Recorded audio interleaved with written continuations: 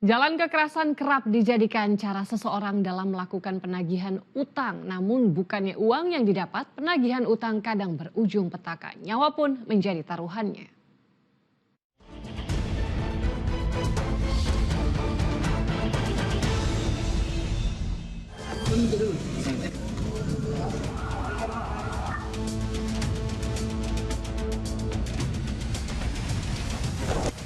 Maksud hati ingin menagih utang, namun justru berakhir malang.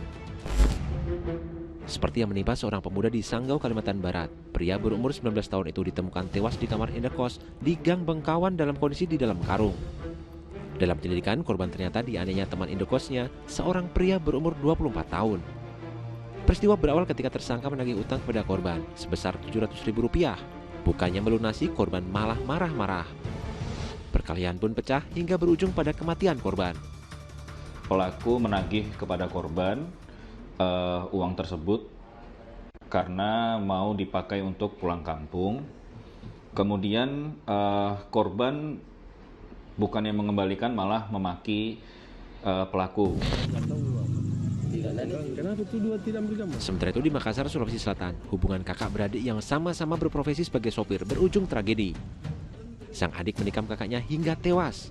Menurut pengakuan pria tersebut kepada polisi, kakaknya tak kunjung membayar utang Rp1 juta. Padahal uang tersebut dibutuhkan untuk memperbaiki mobil rental yang rusak.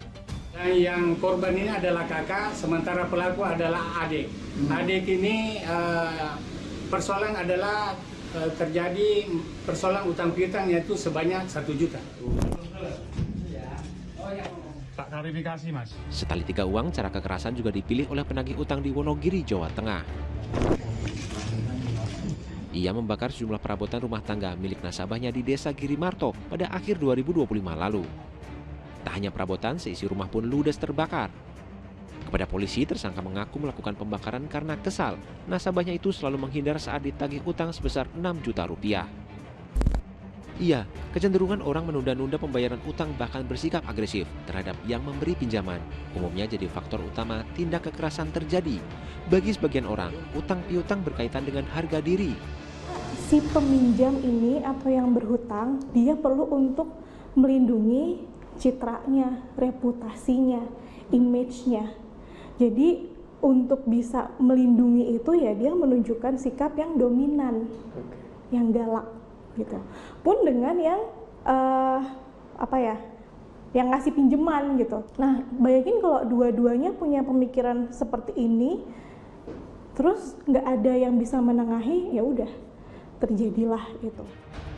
Apapun dalihnya, hindari cara yang mengintimidasi dalam menagih utang. Tindak kekerasan sejatinya hanya akan berujung pada masalah lain yang lebih kompleks. Tim Liputan melaporkan.